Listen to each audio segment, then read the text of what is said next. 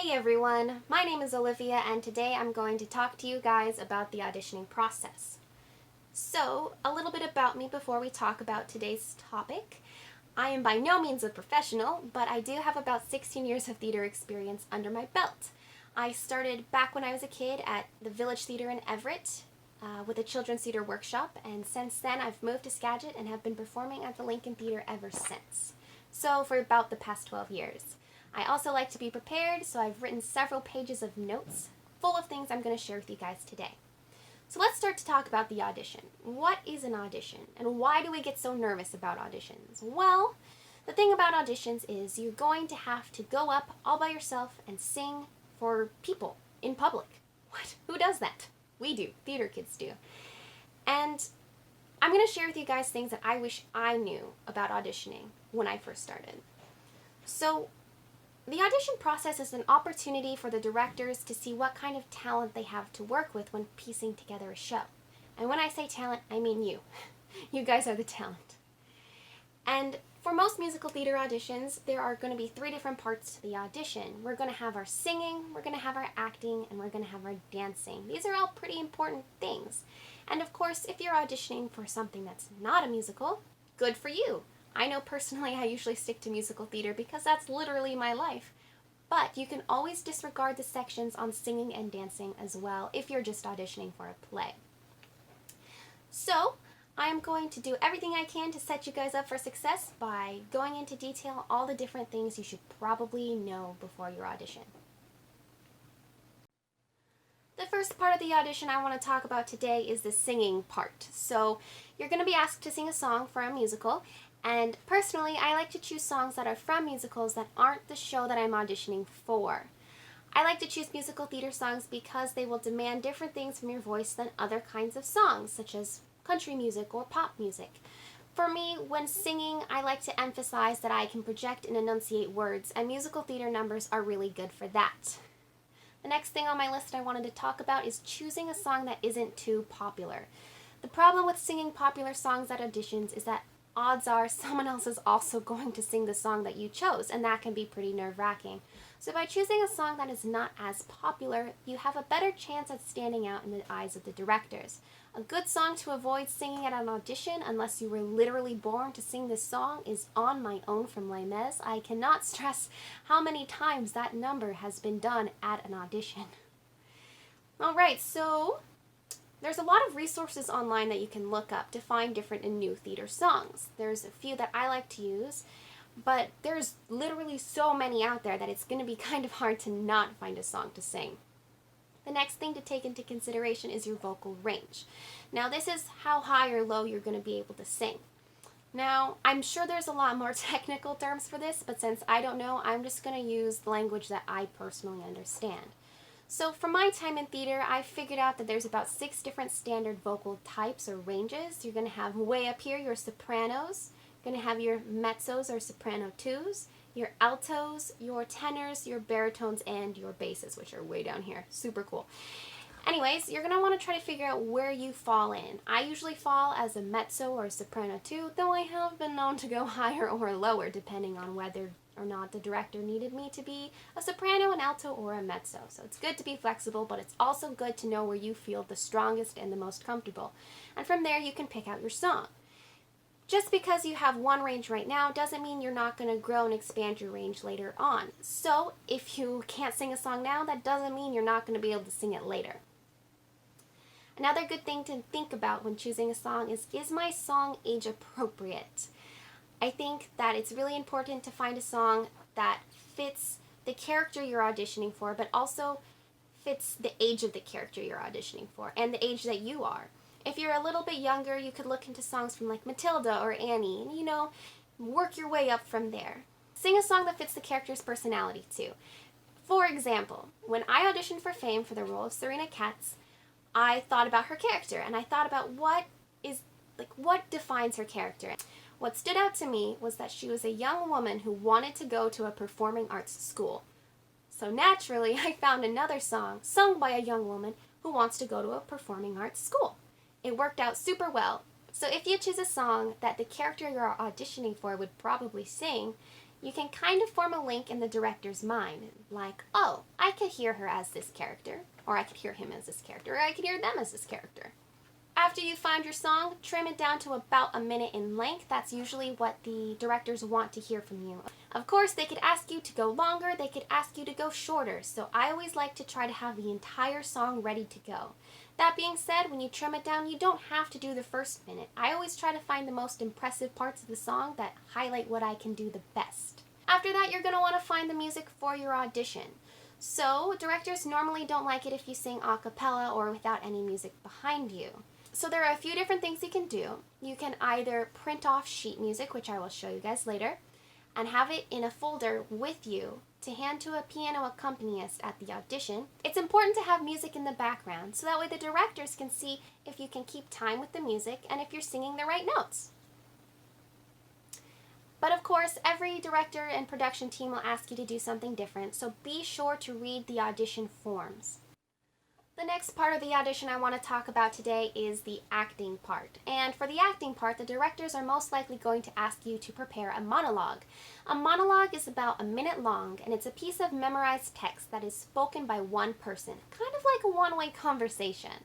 You don't have to memorize it most of the time, but directors prefer it if you do because it shows that you know how to learn your lines, and we will be going over how to memorize a monologue in just a minute. So some things to think about while you're giving your monologue are your body language and your facial expressions. So for body language, what I mean by that is if you're giving a happy monologue, you're going to want to be excited, you're going to want to be up here, you're going to want to look like you're having a good time and that you're just so happy. And likewise with facial expressions, if you're giving a sad monologue, you're not going to be smiling, you're just going to be really sad, you know? And it's important to like put these two things together to really sell your monologue. Anyways, another thing you should think about is the space you're using on the stage or wherever you're having your audition. So what I mean by that is you have space this way and you have space this way. So what I like to do is I like to do the little triangle method where I start at one point of the triangle, I will walk forward to the next point, give a little bit of my monologue, walk over to the next point, give a little more of my monologue, and then go back to the first spot that I started at and finish my monologue there. Let's talk about how to find a monologue now. There are a lot of different online resources you can use to find monologues as well. So different places you can find monologues are in plays, movies, other musicals, and a lot of websites will have these categorized by whether or not they're happy or sad, contemporary or classic, and usually they're also organized by age range as well. So definitely look into that. I think it's super helpful to have a few different monologues on hand. Something I like to do with monologues is show how I personally interpret the character I'm auditioning for. Again, let's go back to when I auditioned for Serena Katz in Fame. She is usually played as a pretty lovesick teenage girl, but I thought she'd be a little bit more awkward, so I chose a monologue that was pretty weird, and it paid off, and I was pretty awkward, and it worked. I personally always try to have my monologue memorized and ready to go for an audition, so I'm going to share with you how I like to memorize a monologue. So I've printed off one. It is from You're a Good Man, Charlie Brown, and I'm going to read it to you really quick. It goes like this. Do you know what I intend? I intend to be queen. When I grow up, I'm going to be the biggest queen there ever was. And I'll live in a big palace. And when I go out in my coach, all of the people will wave and I will shout at them. And in the summertime, I'll go to my summer palace and I'll wear my crown, swimming and everything. And all the other people will cheer and I will shout at them. What? What do you mean I can't be queen? Nobody should be kept from being a queen if she wants to be one. It's usually just a matter of knowing the right people. But if I can't be queen, then I'll be very rich and buy myself a queendom. Yes, I will buy myself a queendom and then I'll kick out the old queen and take over the whole operation myself. I will be head queen.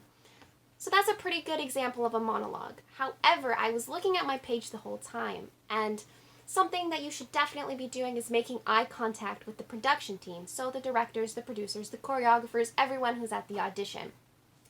What I like to do when I memorize monologues is I will read the first sentence. Do you know what I intend? And I'll just repeat that in my head over and over and over and over and over again. Do you know what I intend? Do you know what I intend? The next sentence is, I intend to be queen. That's pretty short. Do you know what I intend? I intend to be queen.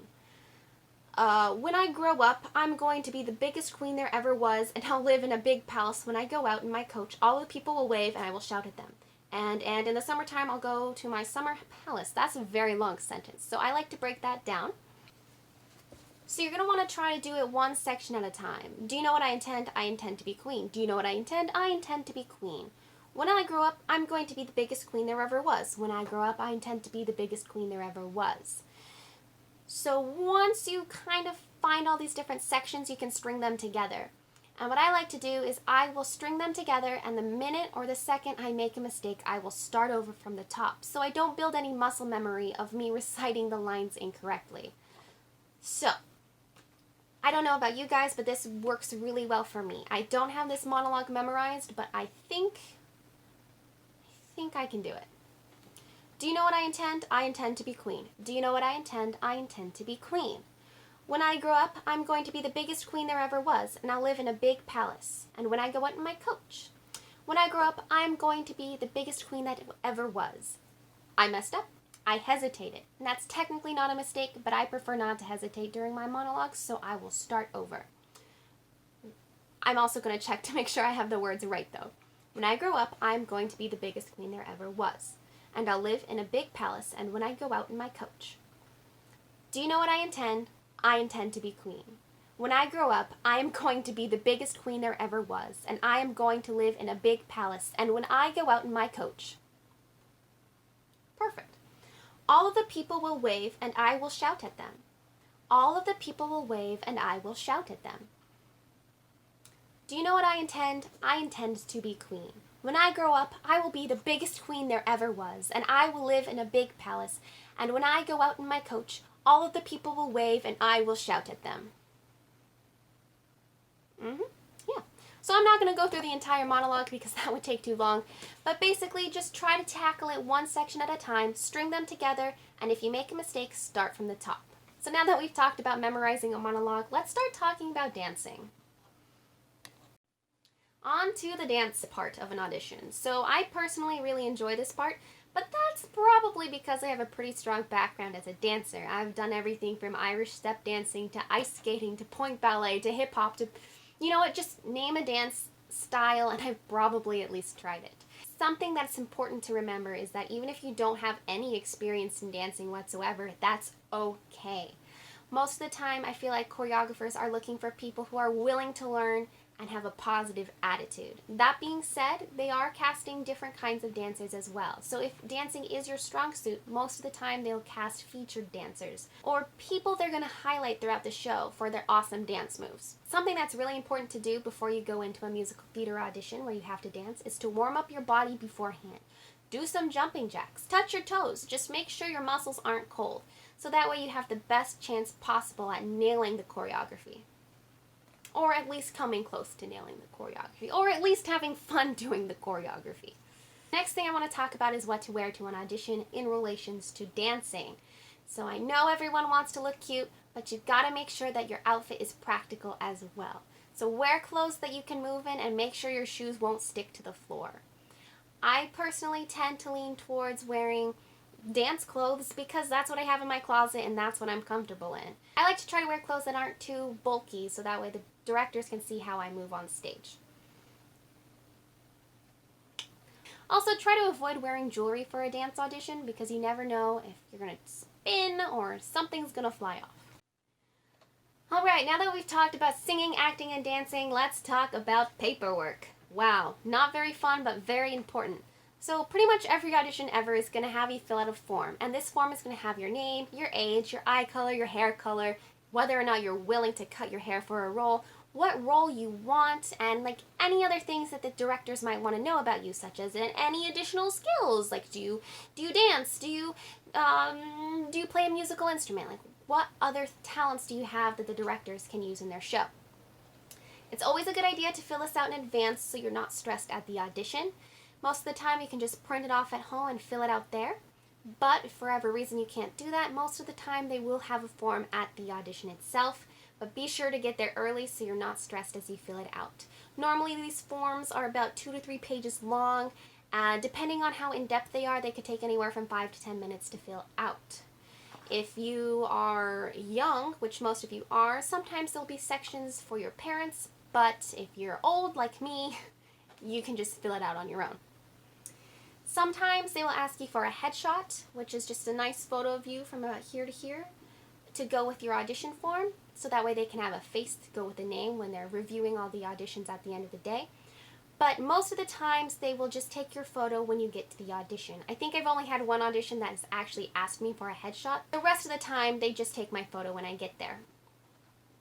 So yeah, paperwork, it's not very fun, but it's very important, and I highly recommend getting it done in advance.